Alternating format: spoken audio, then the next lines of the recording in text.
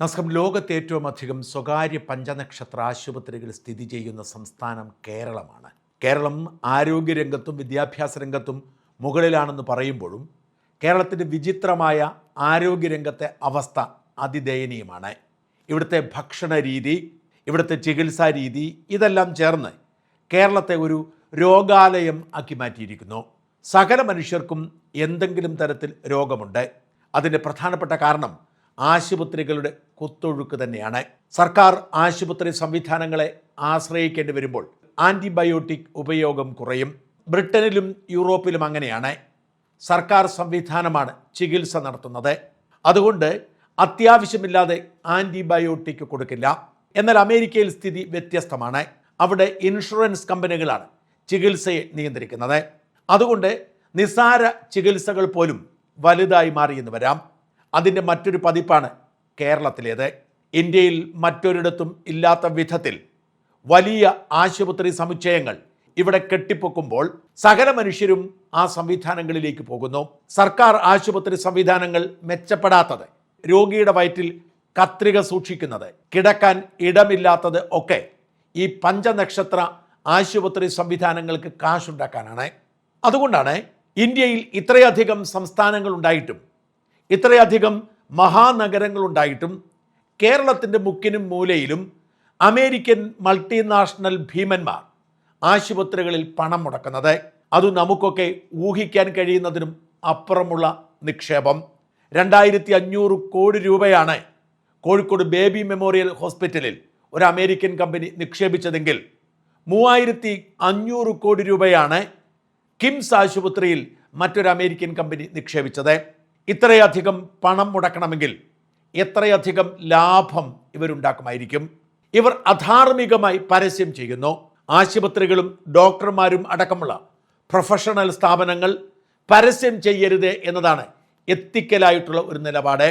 എന്നാൽ ഇപ്പോൾ നമ്മൾ എവിടെ ഇറങ്ങിയാലും പഞ്ചനക്ഷത്ര ആശുപത്രികളുടെ പരസ്യമാണ്. അവർ തമ്മിലുള്ള മത്സരം അത് അതിര് കവിഞ്ഞിരിക്കുന്നു. കേരളത്തിലെ തിരുവല്ല എന്ന നഗരത്തിന് ആരോഗ്യ നഗരം എന്ന് പേരിട്ടിരിക്കുന്നത് അവിടെയുള്ള പഞ്ചനക്ഷത്ര ആശുപത്രികളുടെ എണ്ണം കണക്കിലെടുത്താണ്. തിരുവനന്തപുരവും കോഴിക്കോടും കൊച്ചിയും അടക്കമുള്ള നഗരങ്ങളിലെ ആശുപത്രികളുടെ കണക്ക് പറയുകയേ വേണ്ട. എന്നാൽ ഒരു കാര്യം ഞെട്ടലോടെ തിരിച്ചറിയുക, ഈ ആശുപത്രികളുടെ മൂലക്കല്ലായ ആണിക്കല്ലായ നേഴ്സുമാർക്ക് ഇപ്പോഴും മാന്യമായ ശമ്പളം കൊടുക്കുന്നില്ല. UNA എന്ന് പേരുള്ള ഒരു സംഘടന 2012-13 കാലയളവിൽ ഇവിടെ രംഗപ്രവേശം ചെയ്തതുകൊണ്ട് മാത്രമാണ് അല്പമെങ്കിലും ഭേദപ്പെട്ട ശമ്പളം നേഴ്സുമാർക്ക് കിട്ടുന്നത്. അതുവരെ 5000-ഉം 6000-ഉം രൂപയായിരുന്നു നേഴ്സുമാരുടെ ശമ്പളം. ഇന്ന് UNA സമരം ചെയ്തും പിടിച്ചു വാങ്ങിയും മാന്യമായ ശമ്പളം കിട്ടുന്നുണ്ടെങ്കിലും അവർക്ക് ഒരു ദിവസം 1000 രൂപ കിട്ടുന്നുണ്ടോ എന്ന കാര്യത്തിൽ തർക്കമുണ്ട്. 2018 UNAയുടെ ശക്തമായ സമരത്തിന് ശേഷം നേഴ്സുമാരുടെ ശമ്പളം വർദ്ധിപ്പിച്ചെങ്കിലും പിന്നീട് 7 വർഷം പിന്നിട്ടിട്ടും ശമ്പളം വർദ്ധിപ്പിച്ചിട്ടില്ല. 2023 UNA സമരം നടത്തിയപ്പോൾ നേഴ്സുമാരുടെ ശമ്പളം പരിഷ്കരിച്ചുകൊണ്ട് ഉത്തരവിറക്കിയെങ്കിലും അത് ഇതുവരെ നടപ്പിലാക്കിയിട്ടില്ല. കഴിഞ്ഞ 7 വർഷമായി നേഴ്സുമാരുടെ ശമ്പളം വർദ്ധിപ്പിച്ചിട്ടില്ല എന്നത് ഞെട്ടിക്കുന്ന യാഥാർത്ഥ്യമാണ്.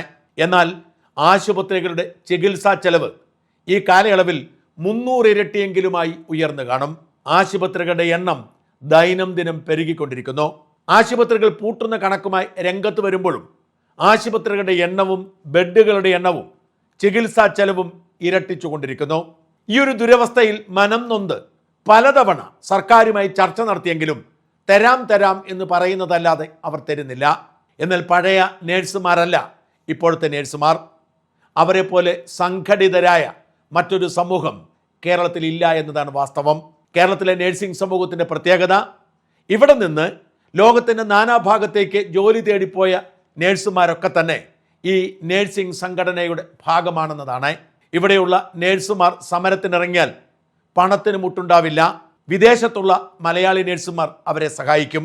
അതുകൊണ്ട് പലതവണ ചർച്ച നടത്തിയിട്ടും തീരുമാനമാവാത്ത ശമ്പള പരിഷ്കരണത്തിന് വേണ്ടി നേഴ്സുമാർ ഇന്ന് സമരം പ്രഖ്യാപിച്ചിരിക്കുകയാണ്. കേരളത്തിലെ ആശുപത്രികളിലെ 2 നേഴ്സുമാരും ഇന്ന് പണിമുടക്കും. 1 നേഴ്സുമാരെ അടിയന്തര ഡ്യൂട്ടിക്ക് നിയോഗിച്ചുകൊണ്ട് അടിയന്തരമല്ലാത്ത എല്ലാ ചികിത്സയും ഇന്ന് വേണ്ടെന്ന് വെക്കുന്നത് ഒരു സൂചനയാണ്.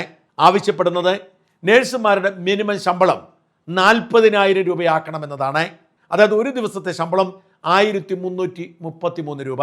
ഇന്ന് കൂലിപ്പണിക്കാരന് പോലും 1300 രൂപ ശമ്പളമുണ്ടെന്ന് ഓർക്കണം.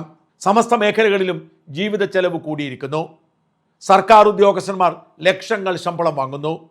പക്ഷേ മണിക്കൂറുകൾ പണിയെടുക്കേണ്ട പാവപ്പെട്ട മനുഷ്യരോട് സ്നേഹത്തോടെ സഹാനുഭൂതിയോടെ അവരെ പരിഗണിച്ച് പണിയെടുക്കേണ്ട നഴ്സുമാർ, അവരുടെ ജീവൻ രക്ഷിക്കുന്ന കാവൽ മാലാഖമാർ, അവർക്ക് 1333 രൂപ ശമ്പളം കൊടുക്കണമെന്ന് ആവശ്യപ്പെടുമ്പോൾ കോടിക്കണക്കിന് രൂപ ലാഭമുണ്ടാക്കുന്ന പഞ്ചനക്ഷത്ര ആശുപത്രികൾ മുഖം വീർപ്പിക്കും.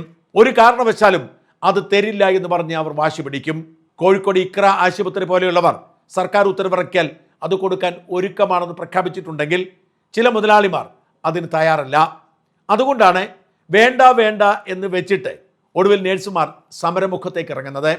ഇന്ന് തൃശ്ശൂരിലെ ശക്തൻ നഗറിൽ ആയിരക്കണക്കിന് നഴ്സുമാർ തടിച്ചുകൂടുകയാണ്. കേരളത്തിലുള്ള എല്ലാ UN അംഗങ്ങളിലും 2 പേർ അങ്ങോട്ട് ഒഴുകിയെത്തുമെന്നാണ് കണക്കാക്കുന്നത്. ഒരു 25,000 നഴ്സുമാരെയെങ്കിലും തൃശ്ശൂർ നഗരം ഇന്ന് കാണുമെന്നാണ് സൂചന. UNAയുടെ ചരിത്രത്തിലെ ഏറ്റവും വലിയ സമരമായിരിക്കും ഇന്ന് തൃശ്ശൂരിൽ നടക്കുന്നത്. അത്യാവശ്യ ജീവൻ രക്ഷാ ചികിത്സ മാത്രമായിരിക്കും അവശേഷിക്കുന്ന നഴ്സുമാർ ഇന്ന് ആശുപത്രികളിൽ ചെയ്യുന്നത്. ലക്ഷക്കണക്കിന് രൂപ പ്രതിഫലം വാങ്ങി നഴ്സുമാരെ ചൂഷണം ചെയ്ത് ചികിത്സ നടത്തുന്ന ആശുപത്രി മുതലാളിമാരെ ഒരു ദിവസമെങ്കിലും ഒന്ന് വിറപ്പിക്കുക തന്നെയാണ് ഈ സമരത്തിന്റെ ലക്ഷ്യം. ഇതൊരു സൂചനയാണ്. സർക്കാരിന് കാര്യം ബോധ്യപ്പെട്ട് ശമ്പള പരിഷ്കരണം നടപ്പിലാക്കാൻ തീരുമാനമെടുത്താൽ സമരം തുടരുകയില്ല.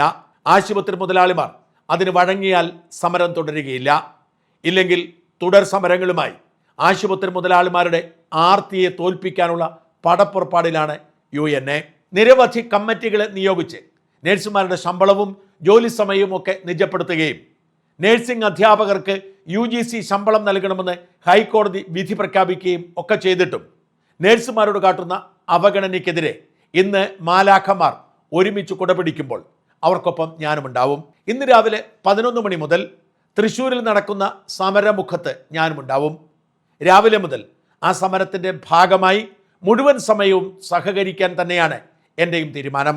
ഈ മാലാഖമാരുടെ ശബ്ദം അടിച്ചമർത്താൻ, അവരെ കള്ളക്കേസിൽ കുടുക്കി ജയിലിലടയ്ക്കാൻ പിണറായി വിജയൻ്റെ സർക്കാരും പോലീസും ശ്രമിച്ചുകൊണ്ടിരിക്കുന്നു. ആശുപത്രി മുതലാളിമാർക്ക് വേണ്ടി അവരുടെ ശബ്ദം ഇല്ലാതാവാതിരിക്കാൻ, അവരുടെ വെളിച്ചം തിരിതാഴ്ന്ന് കെടാതിരിക്കാൻ അവർക്കൊപ്പം നിൽക്കുക എന്നത് ആദ്യം മുതലുള്ള മറുനാടൻ്റെ പ്രഖ്യാപനമാണ്. അതുകൊണ്ട് തന്നെ അവർ ഒരു ജീവൻ മരണ പോരാട്ടത്തിനിറങ്ങുമ്പോൾ അവർക്കൊപ്പം ഇന്ന് തൃശ്ശൂരിൽ മുഴുവൻ സമയവും ഞാനുമുണ്ടാവും. നമുക്ക് ഒരുമിച്ച് ഇന്നത്തെ സമരത്തെ വിജയിപ്പിക്കാം. ആശുപത്രി മുതലാളിമാരുടെ മുഷ്കിനെതിരെയുള്ള സമരം ഒരു അഗ്നിജ്വാലയായി പടർന്നു പിടിക്കട്ടെ എന്ന് ആശംസിക്കുന്നു.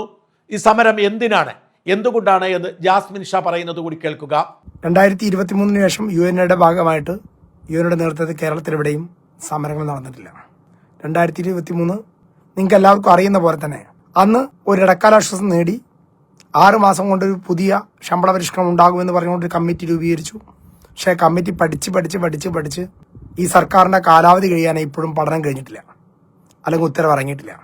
അപ്പോൾ അതിൽ പ്രതിഷേധിച്ചാണ് UNA ഏറ്റവും സുശക്തമായിട്ടുള്ള സമരത്തിലേക്ക് കടക്കാൻ സംഘടന തീരുമാനിച്ചിട്ടുള്ളത്. ഏറ്റവും ശക്തമായ സമരം എന്ന് പറഞ്ഞാൽ അതിന് തുടക്കമാകുന്ന ആദ്യത്തെ സമരമുഖമാണ് ഫെബ്രുവരി 21. ഫെബ്രുവരി 21 പണിമുടക്കുന്ന നഴ്സുമാർ ശക്തൻ നഗറിന് തൊട്ടടുത്തുള്ള റോജി റോയ് നഗറിൽ ഒത്തുകൂടും. അന്ന് രാവിലെ മുതൽ വൈകുന്നേരം വരെ നമ്മുടെ വിഷയങ്ങൾ പരിഹരിക്കാൻ അധികാരികൾ തയ്യാറായാൽ ഈ സമരം മറ്റൊരു തലത്തിലേക്ക് പോകാതെ അവിടെ കൊണ്ട് അവസാനിക്കും.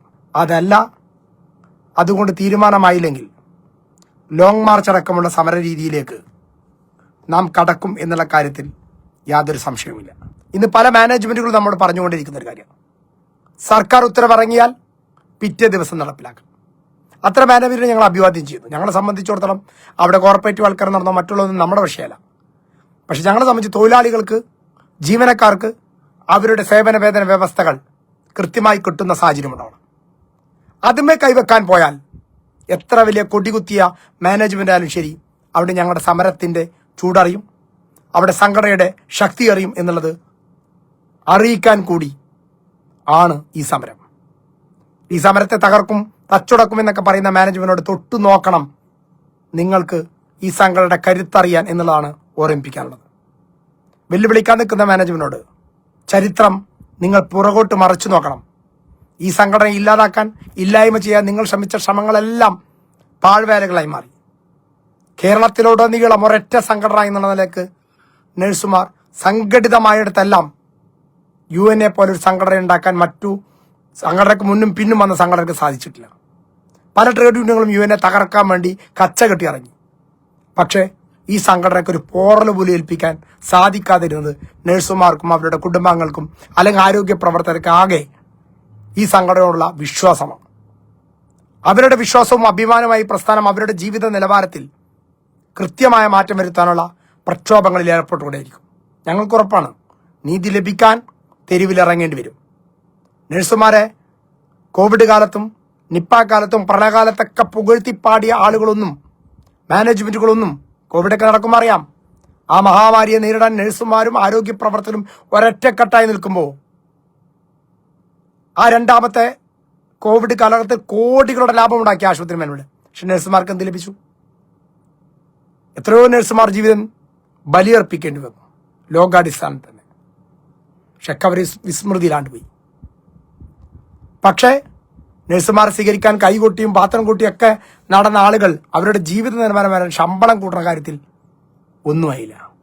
രാപ്പകൽ കണ്ണ് ചിമ്മാതെ രോഗികളെ പരിചരിച്ച് മറ്റുള്ളവന്റെ ജീവന് കാവൽ നിൽക്കുന്ന നഴ്സുമാരടക്കമുള്ള ആരോഗ്യ പ്രവർത്തകരുടെ ജീവിതത്തിൽ മാറ്റമുണ്ടാക്കാൻ എന്തുകൊണ്ട് അധികാരി വർഗങ്ങൾ തയ്യാറാകുന്നില്ല?